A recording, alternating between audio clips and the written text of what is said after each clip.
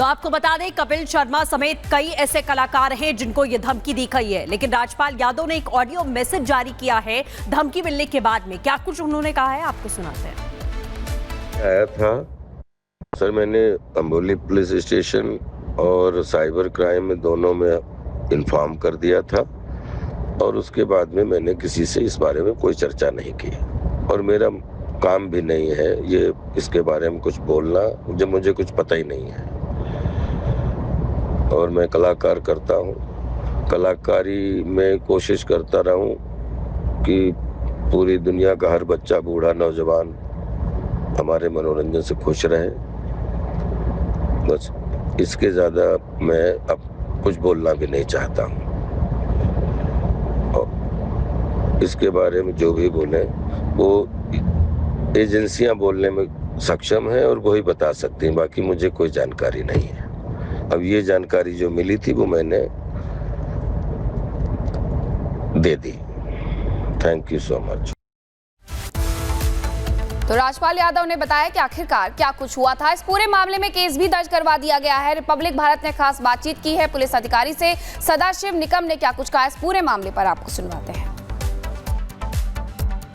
Sir, Rajpal Yadav का complain आया है, एफआईआर दर्ज हुआ है, कपिल शर्मा का नाम है, क्या पूरा मामला है?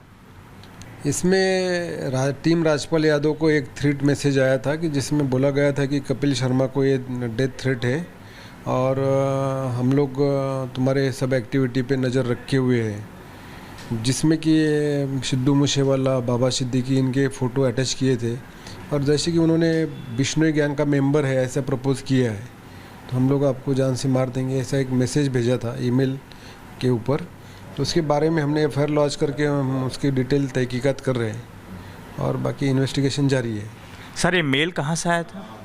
ये मेल का प्राइमरीली आईपी एड्रेस जो है पाकिस्तान के पंजाब प्रांत से ट्रेस हुआ है, उसके बारे में और डिटेल जानकारी जुटाने की कोशिश में लगे हुए पुलिस। सर, ये मामला 14 दिसंबर को कंप्लेन हुआ और 17 तारीख को एफआईआर दर्ज हुआ। एक महीने में जांच कहाँ तक पहुँची? इसमें हम ज़्यादा से ज़्यादा टेक्निकल इन्वेस्टिगेशन का पार्ट है, तो हम लोग सीबीआई और इंटरपोल के माध्यम से जानकारी जुटाने की कोशिश में चल रहे हैं। लेकिन हमको जो भी नोडल ऑफिसर से पता चला है कि ये जो आईपी एड्रेस यूज़ किया है, ईमेल आईडी यूज़ किया है, गूगल की ईमेल आईडी है और आईपी एड्रेस पाकिस्तान का लोकेशन का है, तो उसके बारे में जो भी डिटेल हैंडलर है उसके वहाँ तक पहुँचने के लिए हमारे नोडल एजेंसी से हम लोग उनके पास कॉन्टैक्ट कर रहे हैं। सर, मेल में कुछ लिखा गया है कि धमकाने के लिए, क्या लिखा गया और कुछ मांग किया गया है, ऐसा कुछ? मेल में जो कंटिन्यूएशन का थ्रेट मैसेज है, जैसे कि उन्होंने बाबा सिद्दीकी और सिद्धू मूसेवाला इनकी हत्या का मामला जोड़ने की कोशिश की है और खुद। आगे बढ़ते हैं, बात करेंगे बिहार की। दरअसल बिहार की बेतिया में शिक्षा विभाग के अधिकारी के घर नोटों का भंडार मिला। विजिलेंस की टीम भी सरकारी अफसर के घर करोड़ों का कैश देखकर हैरान रह गई, और सवाल ये उठ रहा है कि शिक्षा अधिकारी के घर इतना पैसा आखिर आया कहां से, जिसे गिनने के लिए मशीनें मंगवानी पड़ रही हैं। आपको पूरा मामला क्या है दिखाते हैं इस रिपोर्ट के जरिए।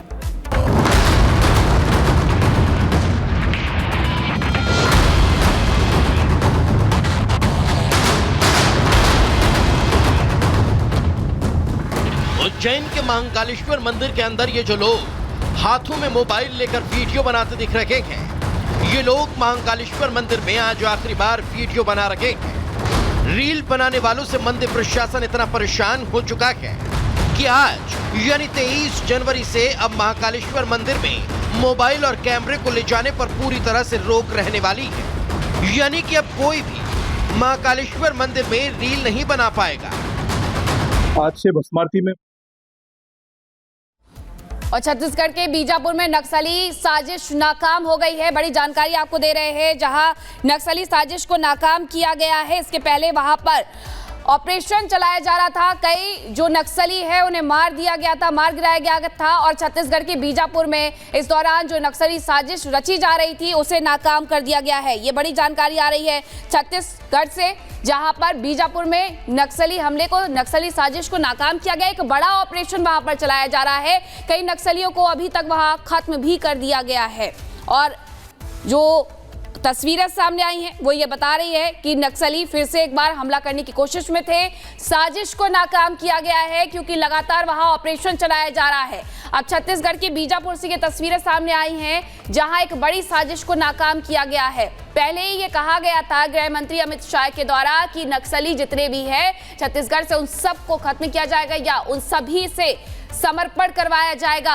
अभी भी वहां सर्च ऑपरेशन कई दिनों तक चल रहे थे, अभी भी चल रहे हैं। कई जो नक्सली है उन्हें मार गिराया गया है और एक बार फिर से जो तस्वीरें हैं वो बीजापुर से सामने आ गई हैं जहां नक्सलियों की जो साजिश थी उसे नाकाम कर दिया गया है। तो ये बड़ी जानकारी छत्तीसगढ़ के बीजापुर में जहां नक्सली साजिश रची जा रही थी उसे सर्च ऑपरेशन के दौरान ही नाकाम किया गया है, जिसकी तस्वीरें भी सामने आ गई है। सर्च ऑपरेशन लगातार चलाया जा रहा है और इस दौरान ऑपरेशन के तहत ही कुछ लोगों के बारे में जानकारी मिली जो एक बड़ी साजिश को अंजाम देने की फिराक में थे, लेकिन इस साजिश को नाकाम कर दिया गया है।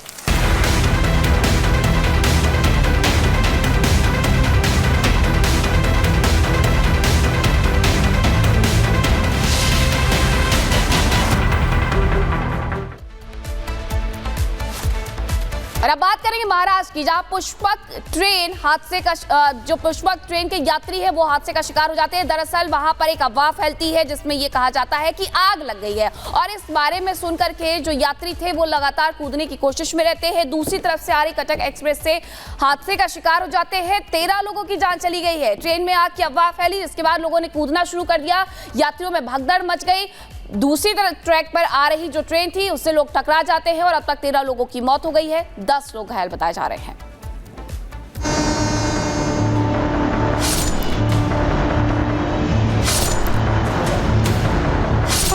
एक अफवाह फैली, चारों तरफ भगदड़ मची और फिर कई जिंदगी तबाह।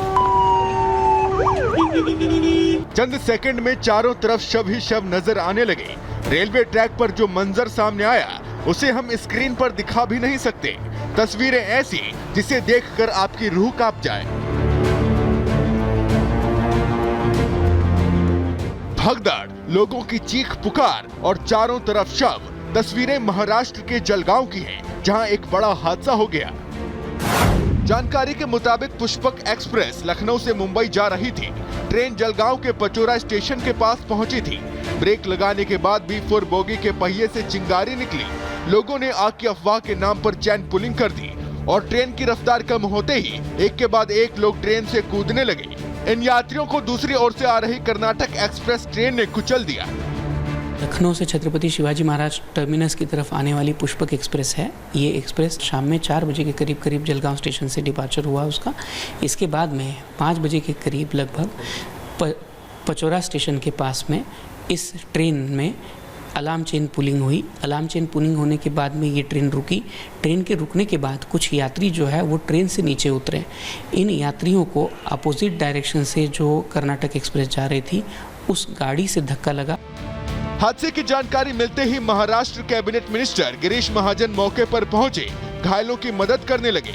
महाराष्ट्र सीएम देवेंद्र फडणवीस ने हादसे पर दुख जताया और जिन लोगों की मौत हुई है उनके परिवार वालों की आर्थिक मदद के लिए 5-5 लाख रुपए का ऐलान किया है। ज्यांना जे त्या ठिकाणी मृत आहेत त्यांच्या कुटुंबाला 5 लाख रुपये मदत ही महाराष्ट्र सरकारच्या वतीनं आम्ही देणार आहोत आणि जे जखमी आहेत त्यांचा संपूर्ण उपचार हा वेगवेगळ्या हॉस्पिटल्समध्ये जिथे जिथे ते आहेत तो सगळा मोफत उपचार त्या ठिकाणी करण्यात येईल। और अब बात करते हैं दिल्ली की। दरअसल दिल्ली विधानसभा चुनाव में यूपी के मुख्यमंत्री योगी आदित्यनाथ थोड़ी ही देर में चुनाव प्रचार की शुरुआत करने वाले हैं। दिल्ली के किराड़ी की बात करें या फिर करोल बाग और जनकपुरी में सीएम योगी आदित्यनाथ चुनावी जनसभाओं को संबोधित करने वाले हैं और आज से वो दिल्ली चुनाव में एंट्री करेंगे।